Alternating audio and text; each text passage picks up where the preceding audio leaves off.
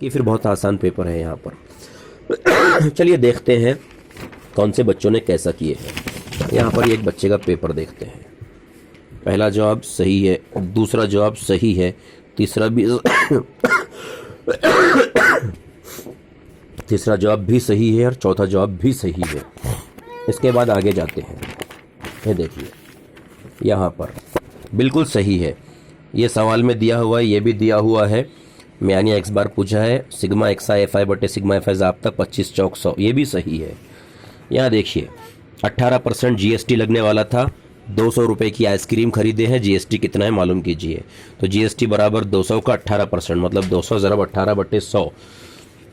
200 के 2 ज़ीरो गए और 100 के 2 ज़ीरो गए, तो 2 ज़रब 18। अब 18 दूनी 36 होते, अगर नहीं भी आता 18 दूनी 36 तो 2 8 16 के 6 हासिल आया, 1 2 1 2 और 1 3 36 आ गए। कुछ बच्चों को हमने गौर किया 18 दूनी 24, 18 दूनी 26 लिख रहे हैं। यहाँ पर कुछ बच्चे गलती कर रहे हैं, ये भी सही है। और ये बच्चे ने अच्छे से लिखे भी हैं, 200 रुपये वाली आइसक्रीम पर 36 रुपये जीएसटी अदा करना होगा। ऐसे आसान होता है मैथ्स का पेपर और आसान तरीके से बताया गया है। लेकिन क्या होता है, कुछ बच्चे समझ नहीं पाते या लिख नहीं पाते। और जाहिर सी बात है पढ़ाई तो करना ज़रूरी है। घर पर अगर पढ़ाई नहीं करेंगे तो फिर आप लिख नहीं पाएंगे पेपर को। बगैर स्टडी के आप पेपर नहीं लिख सकते, चाहे वो पेपर बहुत आसान क्यों ना हो। यहाँ देखिए 2m कुवत 2 बराबर, ये हमने हल करके बताए हैं। 2m कुवत 2 जैसे के वैसे, ये m इधर आकर मनफी का हो गया, -5 इधर आकर -5 हो गया बराबर 0। a बराबर 2 आ गया, b बराबर यहाँ -1 आ गया और c बराबर 5, मिल गए इसके नंबर। फिर ये पासा फेंके, सांप सीढ़ी वाला जो हमने मिसाल आपको बताए हैं। एक पासा फेंके, सांप सीढ़ी खेलते टाइम जो आप जो फेंकते हैं लूडो चौसर पासा, उस पर 1 2 3 4 5 6 होते हैं। तो 1 आ सकता है, 2 आ सकता है, 3 आ सकता है, 4 आ सकता है, 5 आ सकता है, 6 आ सकता है। कितने हो गए? n 6 हो गए, कंप्लीट हो गया। यहाँ देखिए ये बच्ची ने सही लिखे हैं। यह बच्चा है जो भी है, ये 2 जज़र 3 ज़रब 3 जज़र 3, आधे नंबर मिल गए। यहाँ 9 ऑलरेडी है, ये बॉक्स में 2 लिखे, ये भी नंबर मिल गए। इसकी ज़रब 18 लिखे और -18, 18 में से 18 गया, 0 गया, ये भी इन्होंने लिख दिए हैं यहाँ पर। तो इसके इनको नंबर यहाँ पर मिल गए हैं। अब आगे देखिए यहाँ पर जो है वो कार्ड वाला सवाल जो हमने कहा आपको 9 तक याद होते हैं, ये भी सही है, 9 सही है। यहाँ ये गिनकर लिख देना है 4, मार्क्स मिल गए उनको, ये भी सही है। यहाँ पर ये वाला सवाल इस तरह से था। यहाँ एक सवाल था, ये मुरब्बा कालिब की कीमत 22 है तो m की कीमत मालूम कीजिए। ये देखिए सिस्टमेटिक जवाब है, कहीं भी कोई भी गलती नहीं है। m बराबर -2 जवाब आ गया। अगला सवाल है कि 7 13 19 25 का 19वां रुकन क्या है। तो t1 को 7 लिए, t2 को 13 लिए, इस तरह लिखना है। अब ये 13 में से 7 गए तो 6, 19 में से 13 गए 6, 25 में से 19 गए 6 6 6, तो बराबर d 6 आया। tn का ज़ाब्ता लिखे, कीमत रखे, तो 19वां रुकन 115 आ गया, बिल्कुल सही। आगे एक स्ट्रॉबेरी के चॉकलेट है, कुछ कॉफ़ी के चॉकलेट है, कुछ पेपरमिंट के चॉकलेट है, इस टाइप का सवाल है। वो भी बराबर 13 चॉकलेट है। उसके बाद में कॉफ़ी का चॉकलेट 6 थे, तो एहतिमाल मालूम करना है। तो C1 C2 यानी कॉफ़ी का 1, कॉफ़ी 2, कॉफ़ी 3, ऐसे 6 तक लिखे हैं। अब P ऑफ ए बराबर n ऑफ ए बटे n ऑफ एस 6 बटे 13, मिल गए मार्क्स पूरे। 2 नंबर का सवाल है ये भी। यहाँ पर मुरब्बई मसावत का मुमय्यज़ है, b कुव्वत 2 -4 AC, 36 जमा 20 50 आ गया, 56 आ गया, 36 जमा 20 56 आ गया, जवाब सही है। आगे ये दूसरा सवाल है, तो तकसीम पजीर वाला सवाल। 4 अदद हैं, गिनकर 4 लिख देना है। n ऑफ ए बटे n ऑफ एस, अब n ऑफ ए 4 आ गया तो उसकी जगह 4 लिख देना है। यहाँ n ऑफ एस 9 है लिखा हुआ तो 9 लिख देना है, मिल गए मार्क्स।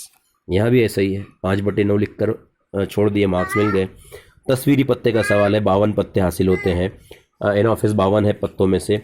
अब सब तलबा को मालूम है कि तस्वीरी पत्ते जिस पर बादशाह रानी और गुलाम होता है 12 होते हैं, तो 12 लिख दिए। p ऑफ ए बराबर n ऑफ ए बटे n ऑफ एस 12 बटे 52, 2 छक्के 12, 2 26 52।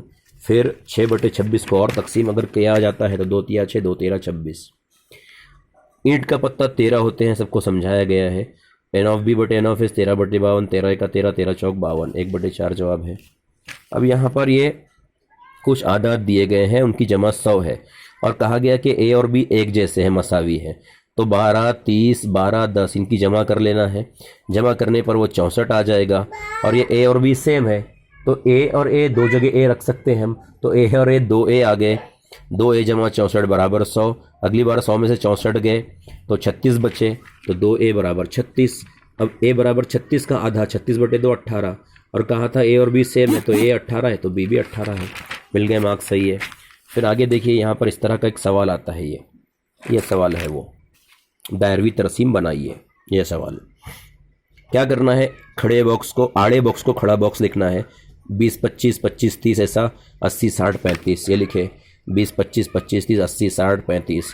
फिर क्या करना है, इनकी सबकी जमा कर देना है। 200 आ गई। अब सबकी जमा 200 आ गई, लेकिन इसका ज़ाब्ता मालूम करना है तो 80/200 और ज़रब 360। 360 दायरे की पैमाइश होती है। इसको हल करने का तरीका बच्चों का आता है, 144 आता है।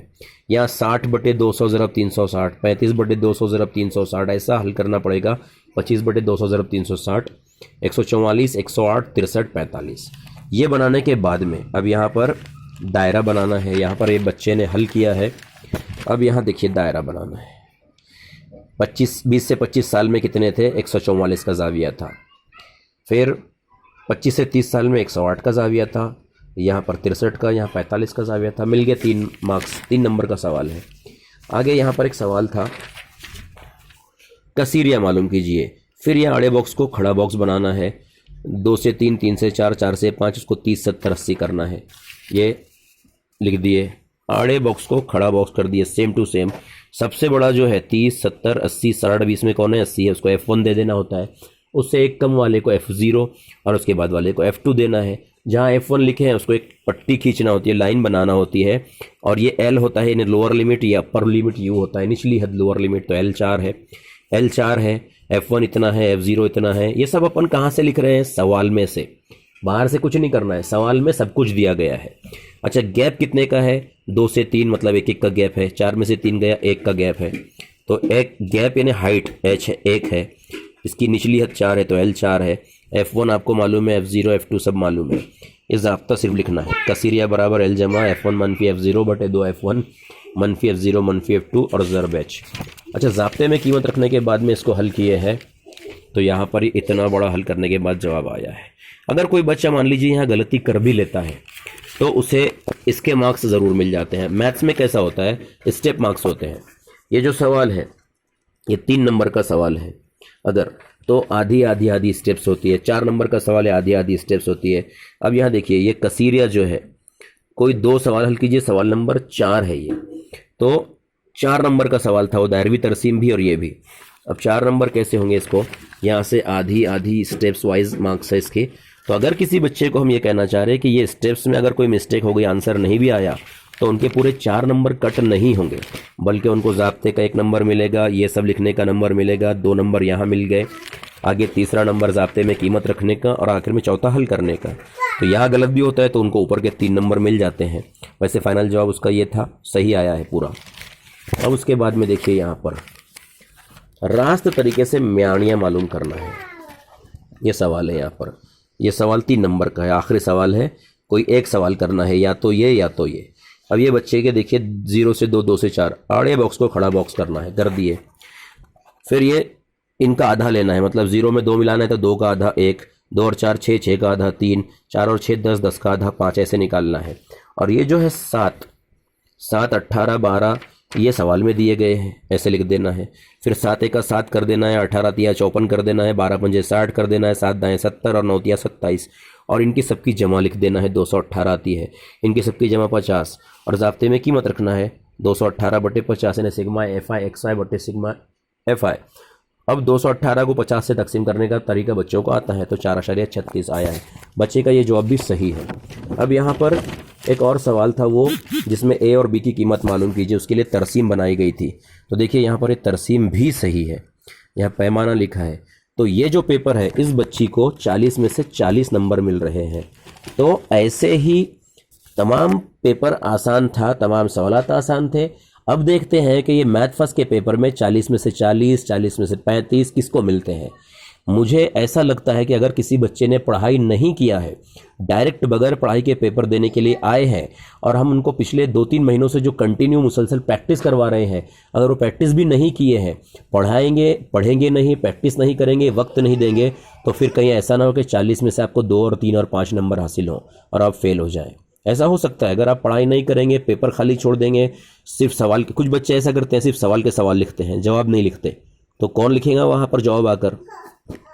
जिन्नात तो आने वाले नहीं हैं। आप सवाल के सवाल लिखकर पेपर खाली कैसे छोड़ सकते हैं? 40 नंबर के पेपर में से आप सिर्फ 4 नंबर का पेपर अगर कर लेते हैं तो भी आपको 4 ही नंबर मिलेंगे फिर। तो अगर कोई बच्चा ऐसे खाली पेपर छोड़ता है या पढ़ाई नहीं करता है तो उसको नंबरात कम मिलेंगे, जाहिर सी बात है। चलिए, कल मैथ्स 2 का पेपर है, देखते हैं किसने कैसी प्रैक्टिस किया है, और इंशाल्लाह कल आप मैथ्स 2 का पेपर दीजिए।